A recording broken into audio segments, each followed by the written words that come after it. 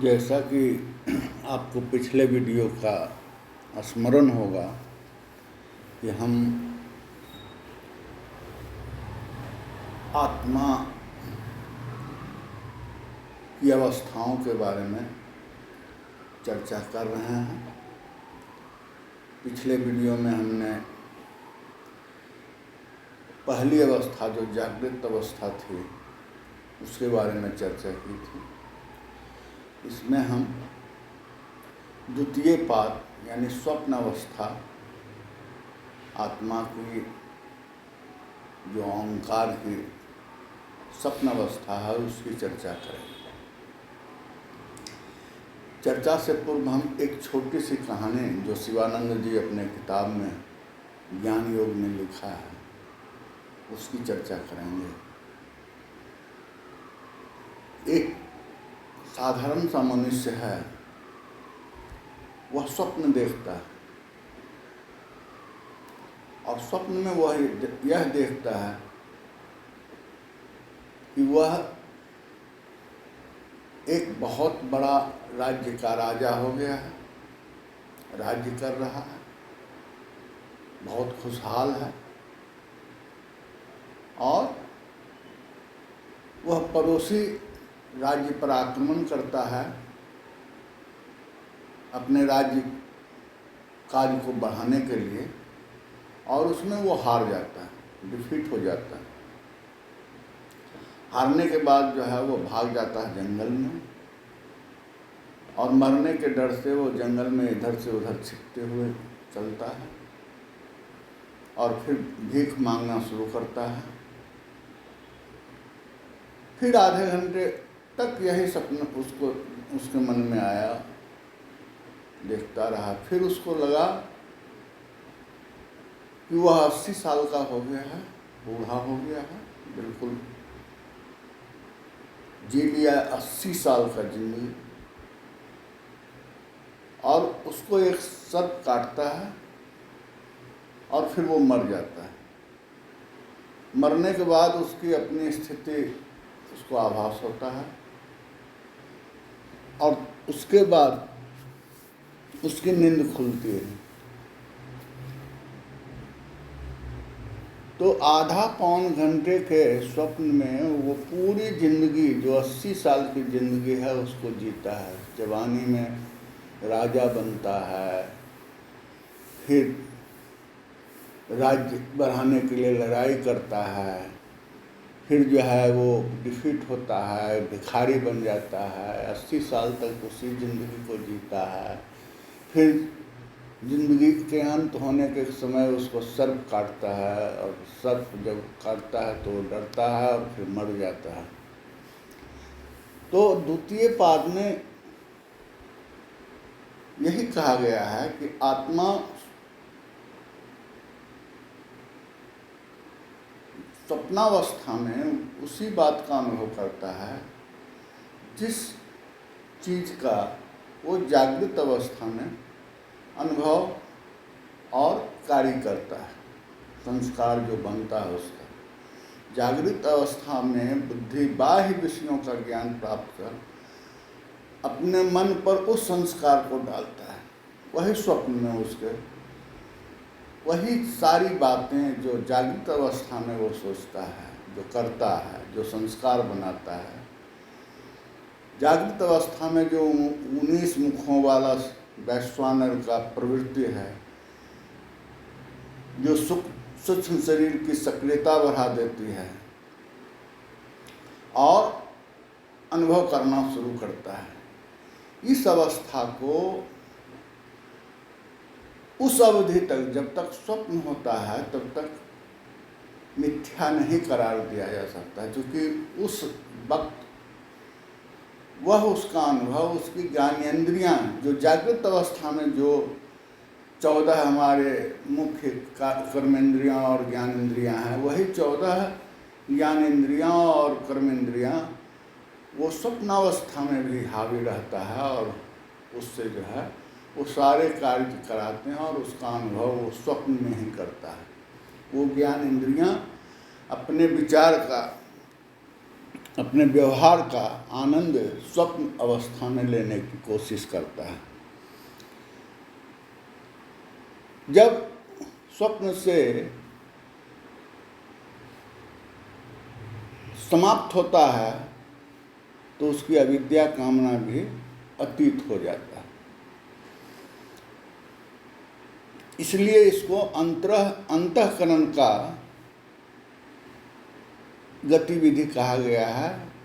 और इसको चूँकि इस अवस्था में उसके सारे ज्ञान इंद्रियां का जो कार्यकलाप का जो गुण है, प्राकृतिक गुण है, वो सत्व गुण है।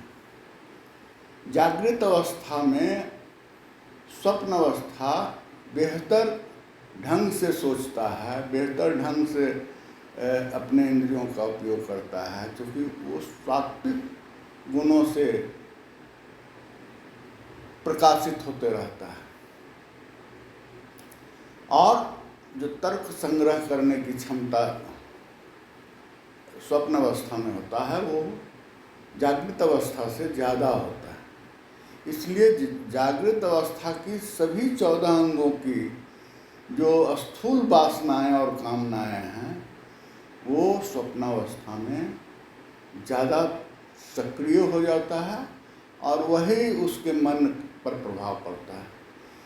इसका जो स्वप्न अवस्था में वो सारे क्रियाओं का मालिक मन होता है, जबकि जागृत अवस्था में बुद्धि होती है। मन का स्थान जो है कहा गया है गर्दन से ऊपर होता है और वो सब वासनाएं जो जितनी सारी कामनाएं वो जागृत अवस्था में की है उसको पूरा करने का मन स्वप्न अवस्था में करता है। इसलिए इस अवस्था को उस अवधि तक के लिए सत्य ही माना जाना चाहिए। उसी तरह जैसे जागृत अवस्था में जो हम काम करते हैं और उसकी सत्यता है वो अलग है। हम जब सो जाते हैं, स्वप्न की अवस्था में रहते हैं, तो हमें जागृत अवस्था का कोई भान नहीं होता है। जब हम गहरी नींद में चले जाते हैं, सुषुप्तावस्था में आते हैं, तब भी हमें स्वप्न अवस्था का कोई भान नहीं होता है। उस समय भी हमें जो जागृत अवस्था है उसका कोई भान नहीं होता है। तो जो हमारी इच्छा शक्ति है वो बुद्धि के बदौलत जिस तरह से वैश्वानर पूरे अपने में तिरोहित कर लेता है, सारे कार्यकलाप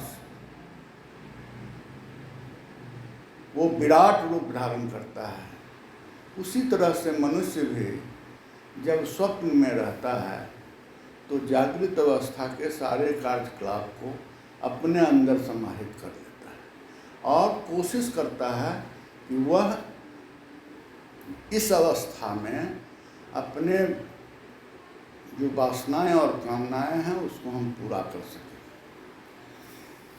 स्वप्न अवस्था में जो हमारी इच्छा शक्ति होती है वो सूक्ष्म शरीर में मन को प्रबल करता है। इसलिए इसको इस स्थिति को तेजस कहते हैं।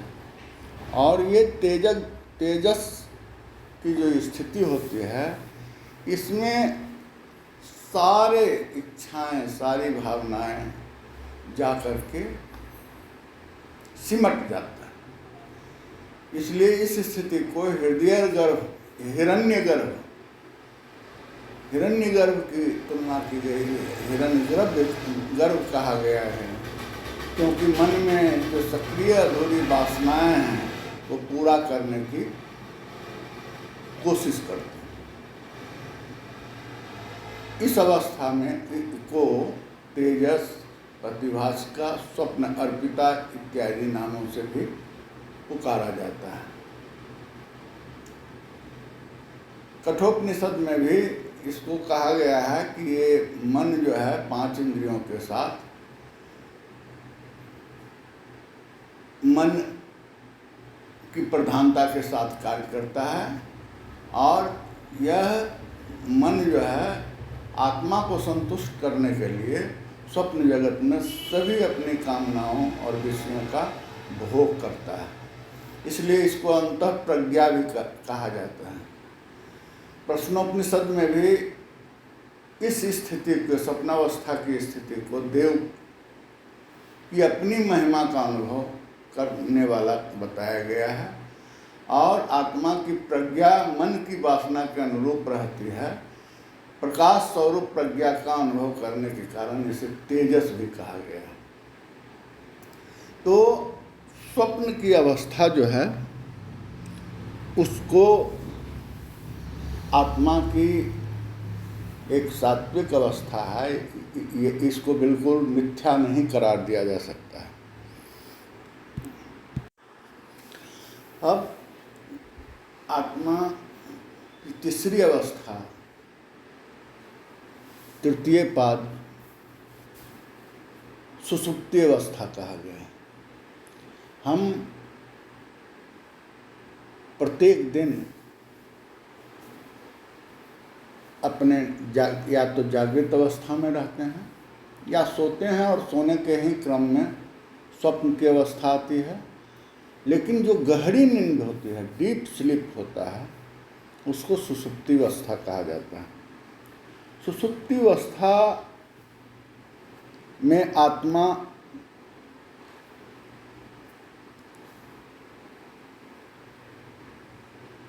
किसी प्रकार का न स्वप्न देखता है और ना ही कोई कामना होती। वह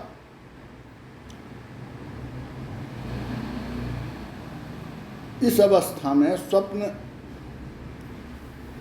जो ज्ञान है और जागृत अवस्था का ज्ञान सबका तमोगुण में एकीकृत हो जाते हैं, और तमोगुण हावी होने के कारण हमारी सारी इंद्रियां सुसुप्त हो जाती हैं, काम करना बंद कर देती हैं।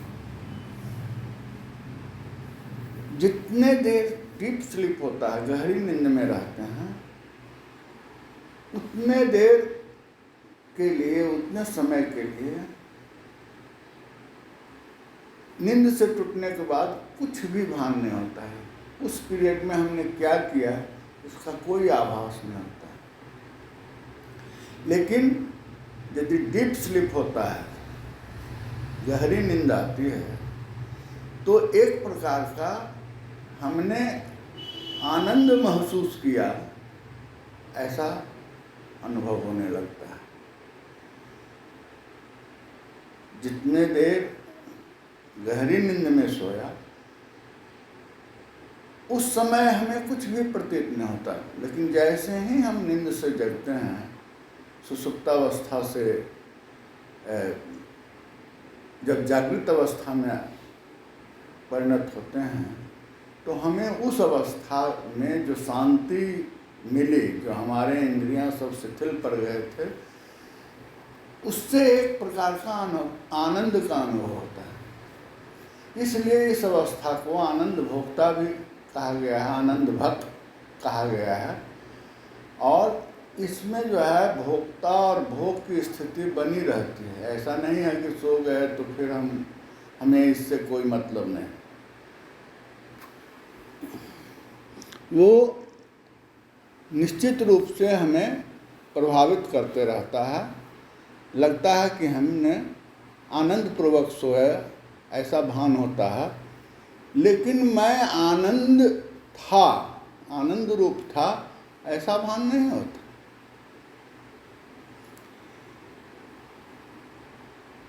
जो हमारा चौथा स्टेज है, जो चतुर्थ पाद है तुरिया का, उससे जस्ट पहले का ये स्थिति है सुषुप्ता, गहरी नींद।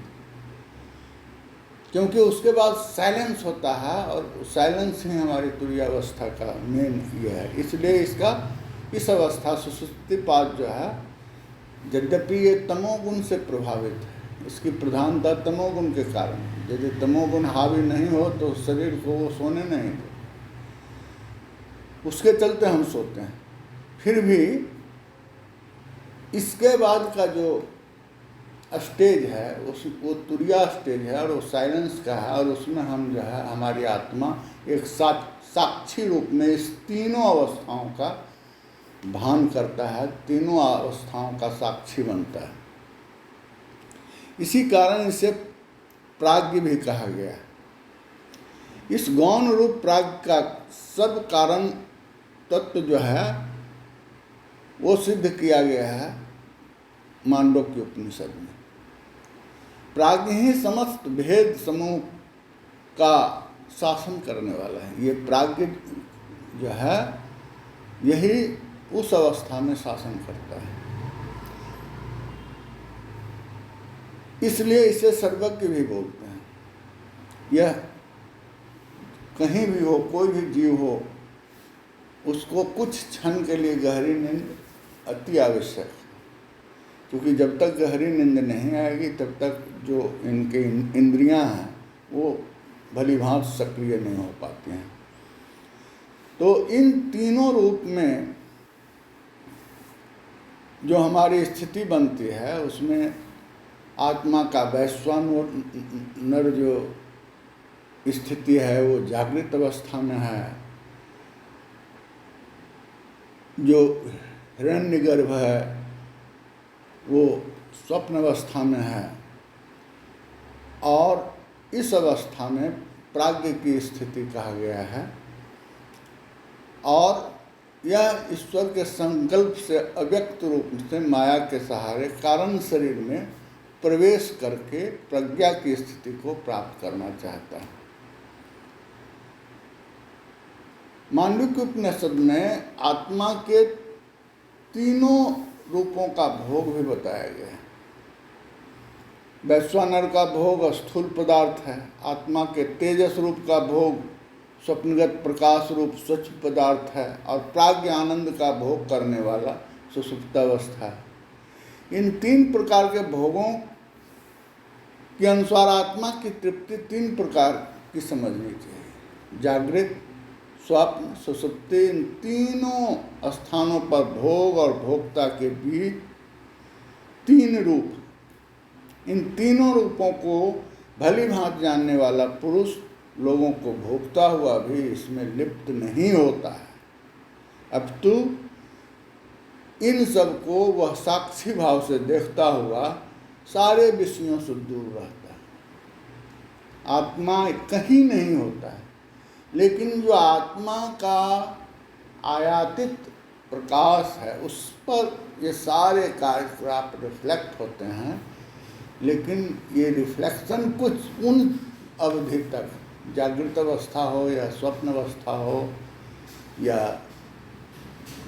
सुषुप्ति अवस्था हो, उस पीरियड तक आत्मा उन सारे कार्यकलाप, कामनाओं और वासनाओं के चलते बाधित होता है, और वह सूक्ष्म शरीर जो है, जीव जो है, उसके कारण प्रभावित होता है, और वही उसका कारण शरीर है जिसके कारण पुनः उसको अपने संस्कार जो अर्जित किया है इन तीनों अवधि में, जो विचार उन्होंने पाल के रखा है, जो संस्कार बना के रखा है, उसको पूरा करने के लिए उन्हें पुनर्जन्म लेना पड़ता है। तो इस वीडियो में हमने दो स्थिति का वर्णन किया। आगे हम शेष जो ओंकार का असली रूप है, इस मांडव्य उपनिषद का जो अयम आत्मा ब्रह्मम का जो कॉन्सेप्ट है, इसको सिद्ध करने के लिए जो मांडव्य उपनिषद में कहा गया है उसका विवेचन करेंगे। जय।